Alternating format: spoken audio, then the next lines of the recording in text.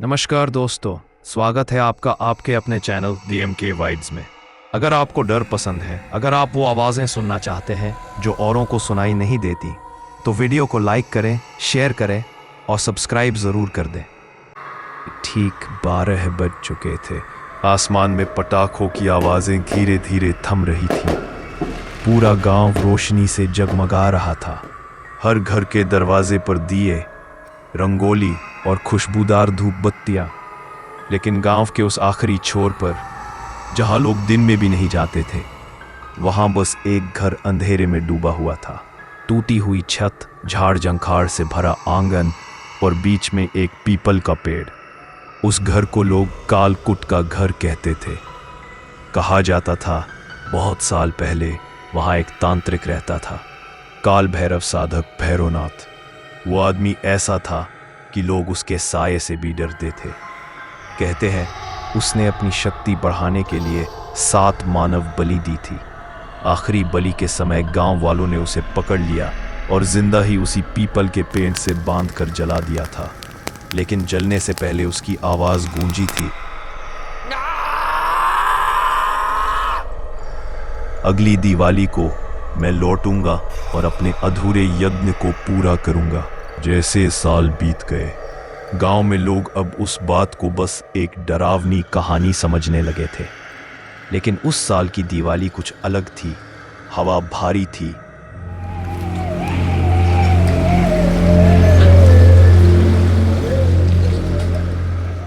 और सूरज ढलने से पहले ही आसमान लाल हो गया था। गांव के कुछ बूढ़े कह रहे थे, आज अमावस्या है और ऐसी अमावस्या 100 साल में एक बार आती है।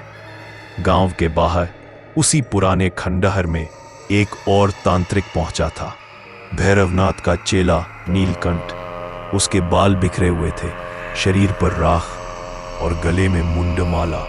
हाथ में खोपड़ी का पात्र था जिसमें काला तेल जल रहा था। उसकी आंखें लाल थी, जैसे बरसों की तपी हुई ज्वाला उनमें दबी हो। वो खंडहर के बीच बैठा था और मंत्र पढ़ रहा था।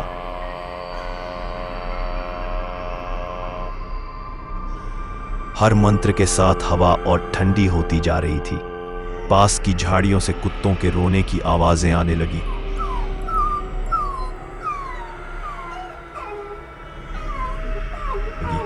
अचानक तेल के दिए की लौ नीली हो गई। नीलकंठ मुस्कुराया, गुरुदेव, आपने बुलावा सुन लिया। उसके पीछे एक और शख्स खड़ा था, अर्जुन। अर्जुन गांव का एक नौजवान था जो अपनी बीमार मां को बचाने के लिए कुछ भी करने को तैयार था। गांव में सब कहते थे कि उसकी मां पर किसी शक्ति का असर है। दिन में वो चुप रहती, लेकिन रात को उसकी आंखें पलट जाती और वो किसी अजीब भाषा में बोलती।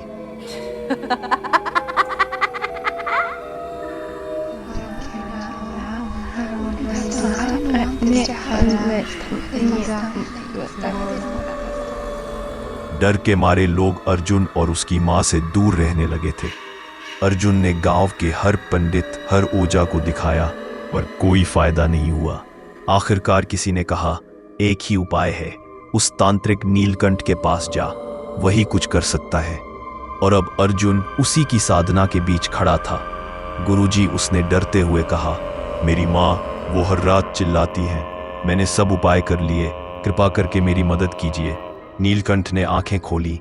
वो धीरे से बोला, हर आत्मा की कीमत होती है अर्जुन। किसी को बचाना है तो किसी को देना भी पड़ता है। अर्जुन हिचकिचाया, मतलब? नीलकंठ की मुस्कान फैल गई, मतलब बलि।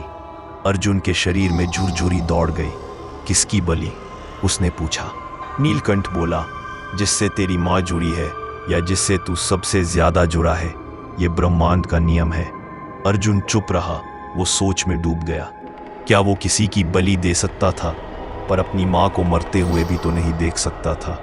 नीलकंठ ने खोपड़ी से एक काला धागा निकाला और अर्जुन के हाथ पर बांधते हुए बोला, आज रात दिवाली की अमावस्या है। ये वो समय है जब अघोरी और देवता दोनों अपनी आंखें खोलते हैं। अगर तू सच में अपनी माँ को बचाना चाहता है तो आधी रात को इस आंगन में आना, एक दिया लेकर, और उस दिए में तेरा निर्णय होना चाहिए। रात बढ़ती गई। गांव में सब घरों में दिए बुझने लगे थे, लेकिन अर्जुन के घर में उसकी माँ फिर से चिल्ला रही थी, मत जाओ वहां, वो आग में है, वो जलता है, मत जाओ। अर्जुन ने उनकी बात नहीं सुनी। उसने एक पीतल का दिया उठाया, उसमें तेल भरा और निकल पड़ा उस खंडहर की ओर।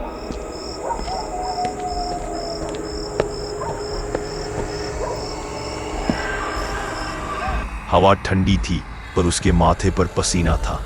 हर कदम के साथ उसे लगता जैसे कोई पीछे चल रहा हो। वो मुड़ता, कुछ नहीं, बस सन्नाटा। खंडहर पहुंचकर उसने देखा, नीलकंठ एक बड़े काले त्रिकोण के बीच बैठा था। चारों ओर हड्डियां बिखरी थी, चार कोनों पर जलते हुए दिए रखे थे और बीच में एक काली मिट्टी की मूर्ति, काल भैरव का प्रतीक। उस मूर्ति की आंखों में लाल रंग का सिंदूर चमक रहा था। नीलकंठ बोला, आ गया तू, अब निर्णय का समय है। दिए में अपनी सांस भर और बोल, मैं तैयार हूं। अर्जुन ने कांपते हाथों से दिया उठाया, उसकी लौ हिल रही थी। उसने धीरे से कहा, मैं तैयार हूं। नीलकंठ ने मंत्रोच्चार शुरू किया।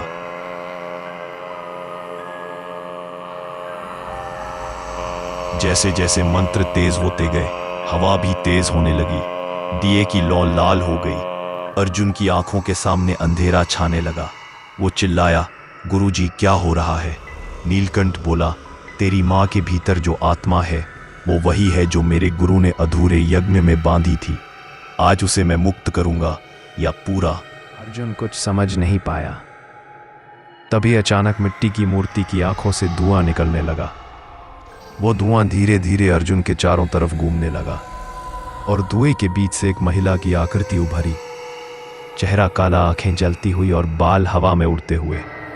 वो चीखी, भैरवनाथ, तू फिर आया? नीलकंठ जोर से हंसा। हाँ, मैं तेरे गुरु का चेला हूं और आज मैं उसका अधूरा यज्ञ पूरा करूंगा। अर्जुन चीख पड़ा, मत करो। लेकिन तब तक देर हो चुकी थी। नीलकंठ ने अपना हाथ हवा में उठाया और कहा, यज्ञ पूर्ण होने के लिए एक बलि चाहिए और वो तू देगा अर्जुन। अर्जुन के शरीर में झटका लगा, वो जमीन पर गिर पड़ा। दिया अब पूरी तरह लाल जल रहा था। उसकी लौ की छाया दीवारों पर नाच रही थी, जैसे किसी ने आग को जिंदा कर दिया हो। महिला की आत्मा चीख रही थी, छोड़ दो उसे, वो निर्दोष है। लेकिन नीलकंठ ने खोपड़ी से निकला काला तेल अर्जुन पर छिड़का।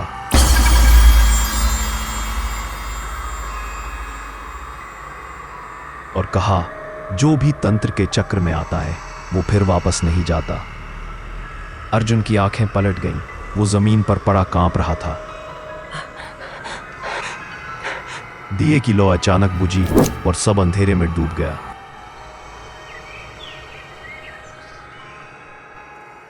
सुबह हुई तो गांव के लोग उस खंडहर की तरफ भी नहीं गए, पर कुछ बच्चों ने दूर से देखा। उस आंगन में एक नया दिया जल रहा था और उसके पास जमीन पर राख से लिखा था, दीक्षा पूर्ण हुई। गांव वालों ने सुना उस रात किसी ने रोने की आवाजें सुनी थी और किसी ने कहा, भैरवनाथ का चेला अब अकेला नहीं है।